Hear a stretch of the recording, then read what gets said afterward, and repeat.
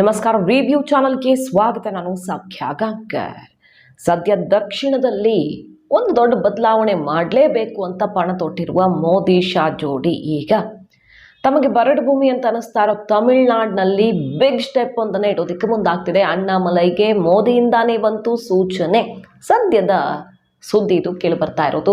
ಏನು ಹಾಗಾದರೆ ಮಾಹಿತಿನ ಮುಂದೆ ಇಡ್ತಾ ಇದ್ದೀವಿ. ಮಿಸ್ ಮಾಡಿದ್ರೆ ನಮ್ಮ ಚಾನಲ್ನ ಸಬ್ಸ್ಕ್ರೈಬ್ ಮಾಡಿ, ಹಾಗೆ ನಿಮ್ಮ ಅಭಿಪ್ರಾಯ ಕಮೆಂಟ್ ಮಾಡಿ ತಿಳಿಸಿ. ಎಸ್ ವೀಕ್ಷಕರೇ, DMK ವಿರುದ್ಧ ಸ್ವತಃ ಮೋದಿಯವರೇ ಯಾವ ರೀತಿ ಪ್ರಹಾರ ಮಾಡಿದ್ದಾರೆ, ಚೀನಾ ಫ್ಲಾಗ್ ಬಳಸಿದ ವಿಚಾರ, ದೇಶದ್ರೋಹಿ ಮನಸ್ಥಿತಿಯವರು, ಹಾಗೆ ಸನಾತನ ಧರ್ಮವನ್ನು ಮತ್ತೆ ಜಾಗೃತಗೊಳಿಸುವಂತಹ ಪ್ರಯತ್ನ ಆಗ್ತಾ ಇದೆ. ಅಣ್ಣಾಮಲೈ ಅಬ್ಬರ 100 ದಿನಗಳ ಯಾತ್ರೆ ಕಂಪ್ಲೀಟ್ ಆಗಿ ಭರ್ಜರಿ ರೆಸ್ಪಾನ್ಸ್ ಸಿಕ್ಕಿರೋದು, ಇದೆಲ್ಲ ನೋಡ್ತಾ ಇದ್ದೀವಿ.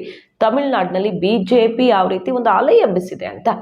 ದೊಡ್ಡ ಮಟ್ಟದಲ್ಲಿ ಈ ಲೋಕಸಭಾ ಚುನಾವಣೆಯಲ್ಲಿ DMK ಸಂಪೂರ್ಣವಾಗಿ ಸೋಲಿಸ್ಬಿಡೋಕ್ಕಾಗದೇ ಇದ್ರು AIADMKನ ಹಿಂದಿಕ್ಕಿ ಎರಡನೆಯ ದೊಡ್ಡ ಶಕ್ತಿಯಾಗಿ ತಮಿಳುನಾಡಿನಲ್ಲಿ ಎರಡನೆಯ ದೊಡ್ಡ ರಾಜಕೀಯ ಶಕ್ತಿಯಾಗಿ ಹೊರಹೊಮ್ಮಿದೆ. ಅದನ್ನು ಎಕ್ಸ್ಪರ್ಟ್ಗಳು, ಸರ್ವೆ ಸಮೀಕ್ಷೆಗಳೆಲ್ಲ ಹೇಳ್ತಾ ಇರೋದು ಈಗ. ಸೊ ವೋಟ್ ಶೇರ್ ಅಂತ ನೋಡೋದಕ್ಕೆ ಹೋದರೆ ಈ ಎಲೆಕ್ಷನ್ನಲ್ಲಿ BJP DMK ಬಳಿಕ ಇರುತ್ತೆ ಅನ್ನೋದೇ ಒಂದು ದೊಡ್ಡ ಬಲ. ಮೋದಿ ಅಮಿತ್ ಶಾನೇ ಬೆರಗಾಗಿರೋದು ಈ ವೇಗಕ್ಕೆ, ಅಣ್ಣಾಮಲೈ ಅವರ ಈ ಪರಿವರ್ತನೆ, ಅಂದರೆ ತಮಿಳುನಾಡಿನಲ್ಲಿ ಆಗಿರುವಂಥ ಈ ಪರಿವರ್ತನೆಗೆ. ಈ ಹೊತ್ತಲ್ಲಿ ಅಣ್ಣಾಮಲೈಗೆ ಬಿಗ್ ಟಾಸ್ಕ್ ಒಂದನ್ನು ಕೊಡೋದಕ್ಕೆ ಈಗ ಮೋದಿ ಶಾ ನಿರ್ಧಾರ ಮಾಡಿದ್ದಾರೆ ಅನ್ನೋದು ಹೊಸ ಬೆಳವಣಿಗೆ. ಈಗ ಮೊದಲ 110 ಅಭ್ಯರ್ಥಿಗಳ ಪಟ್ಟಿಯನ್ನು ರಿಲೀಸ್ ಮಾಡಿದೆ BJP.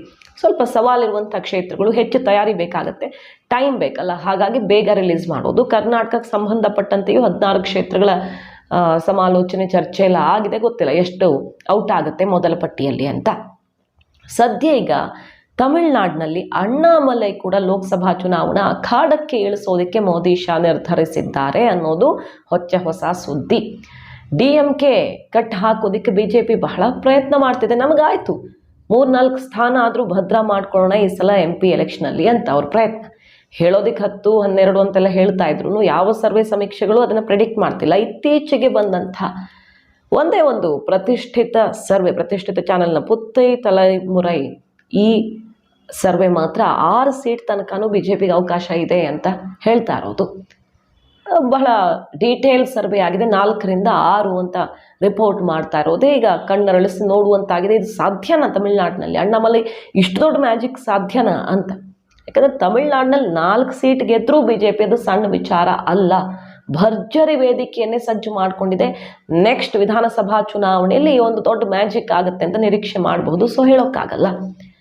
ಈಗ ಸದ್ಯ ಅಣ್ಣಾಮಲೈ ಅವರನ್ನ ಕಣಕ್ಕಿಳಿಸಿದ್ರೆ 1 ಸೀಟ್ ಪಕ್ಕ ಅನ್ನೋ ಮಟ್ಟಿಗೆ BJP ಕಾನ್ಫಿಡೆನ್ಸ್ ಅಲ್ಲಿದೆ. ಕನ್ಯಾಕುಮಾರಿ ಇಲ್ಲವೇ ಕೊಯಮತ್ತೂರ್. BJP ಬಲ ಇರುವಂತಹ ಕನ್ಯಾಕುಮಾರಿ ಆ ಭಾಗದಲ್ಲಿ ಈಗಾಗಲೇ BJP ಒಂದಷ್ಟು ಪರ್ಫಾರ್ಮ್ ಮಾಡಿದೆ.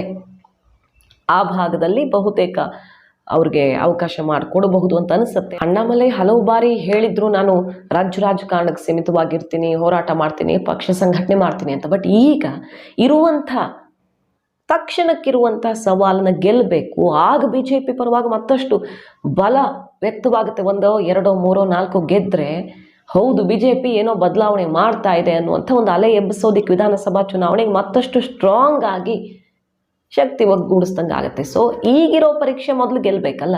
ಹಾಗಾಗಿ ಅಣ್ಣಾಮಲೈ ಅವ್ರನ್ನ ಸ್ಪರ್ಧೆ ಮಾಡುವಂತೆ ಮೋದಿ ಶಾನೇ ಸೂಚನೆ ಕೊಡ್ತಿದ್ದಾರೆ ಅನ್ನೋ ವಿಚಾರ ಕೇಳಿಬರ್ತಾ ಇದೆ. 2019ರಲ್ಲಿ ಇದ್ದಿದ್ದು BJP ವೋಟ್ ಶೇರು 3.5%. ಈಗ ಡಬಲ್ ಡಿಜಿಟ್ ಕ್ರಾಸ್ ಆಗುತ್ತೆ, 20%ಗೆ ಹೋಗಿ ನಿಲ್ಲುತ್ತೆ. ಸೆಕೆಂಡ್ ಹೈಯೆಸ್ಟ್ ವೋಟ್ ಶೇರನ್ನು ಗಳಿಸುತ್ತೆ ಅನ್ನೋ ರಿಪೋರ್ಟನ್ನು ಹಲವರು ಕೊಡ್ತಿದ್ದಾರೆ. ಪ್ರಶಾಂತ್ ಕಿಶೋರಿಂದ ಹಿಡಿದು Times Now, Zee News, Matrize survey, ಈ ಫೆಡರಲ್ ಸರ್ವೆ ರಿಪೋರ್ಟ್ ಎಲ್ಲ ಇದನ್ನೇ ಹೇಳ್ತಾ ಇರೋದು. ಹಾಗಾಗಿ ತಮಿಳುನಾಡಿನಲ್ಲಿ ನಾವು ನೆಕ್ಸ್ಟ್ ಲೆವೆಲ್ಗೆ ಹೋಗಬೇಕಂದ್ರೆ ಅಣ್ಣಾಮಲೈಗಿರುವಂಥ ಜನ ಬೆಂಬಲ ಇದೆಯಲ್ಲ, ಜನಪ್ರಿಯತೆ, ಅದು ನಮಗೆ 1 ಸೀಟ್ ಆಗಿ ಪರಿವರ್ತನೆ ಆಗತ್ತೆ ಅನ್ನೋ ಕಾನ್ಫಿಡೆನ್ಸಲ್ಲಿ ಲೆಕ್ಕಾಚಾರ ಹಾಕಿರೋದು. ಅತ್ಯಂತ ಸಣ್ಣ ವಯಸ್ಸಿನ ಪಕ್ಷದ ಅಧ್ಯಕ್ಷನಾಗಿ ಅಣ್ಣಾಮಲೈ ಕೆಲಸ ಶುರು ಮಾಡಿದಾಗ ಯಾರೂ ಅಂದ್ಕೊಂಡಿರಲಿಲ್ಲ ಈ ರೀತಿ ವೇವ್ ಅಲ್ಲಿ ಸೃಷ್ಟಿಯಾಗಬಹುದು ಅಂತ. ಸೋಷಿಯಲ್ ಮೀಡಿಯಾದಲ್ಲಿ ಅಬ್ಬರ, ಕಾರ್ಯಕ್ರಮಗಳಿಗೆ ಸೇರ್ತಾ ಇರುವಂಥ ಜನಸಾಗರ ಮೋದಿ ತಮಿಳುನಾಡಿಗೆ ಬಂದಾಗ ಬೆರಗಾಗುವಂತೆ ಆಗಿದೆ. ಕಳೆದ ಬಾರಿ ವಿಧಾನಸಭಾ ಚುನಾವಣೆಯಲ್ಲಿ ಮೊದಲ ಅದೃಷ್ಟ ಪರೀಕ್ಷೆ ಮಾಡಿದ್ರು, ಭರ್ಜರಿ ಫೈಟನ್ನೇ ಕೊಟ್ಟರು, 68,000 ಮತಗಳನ್ನು ತಗೊಂಡ್ರು. ಮೊದಲ ಪ್ರಯತ್ನದಲ್ಲಿ ಹೀನಾಯ ಸೋಲೇನಲ್ಲ, ವೀರೋಚಿತ ಸೋಲನ್ನು ಪಡ್ಕೊಂಡ್ರು. ಎಲ್ಲ ಬಗೆಯಲ್ಲೂ ಕೂಡ ತಮಿಳುನಾಡಿನಲ್ಲಿ BJP ಕೋಟೆಯನ್ನು ಭದ್ರ ಮಾಡ್ತಿರೋ ಅಣ್ಣಾಮಲೈಗೆ ಇದು ಭರ್ಜರಿ ಅವಕಾಶ. ಗೆದ್ದು ಬಿಟ್ರೆ ಆಮೇಲೇನೋ ಮಾಡ್ಕೊಳ್ಬೋದು ವಿಧಾನಸಭಾ ಚುನಾವಣೆ ಅಷ್ಟೊತ್ತಿಗೆ. ಸದ್ಯಕ್ಕೆ ಗೆದ್ದು ತೋರಿಸುವಂಥ ಒಂದು ಸವಾಲನ್ನು ತಗೊಳ್ಳಿದ್ದಾರೆ ಅಣ್ಣಾಮಲೈ ಅಂತ ಹೇಳಲಾಗ್ತಾ ಇದೆ.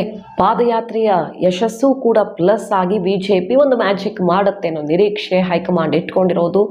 ಮೊದಲ ಪಟ್ಟಿಯಲ್ಲೇ ಅಣ್ಣಾಮಲೈ ಹೆಸರು ಬರುವ ದಟ್ಟ ಸಾಧ್ಯತೆಗಳಿವೆ. ಕಾದ್ ನೋಡೋಣ.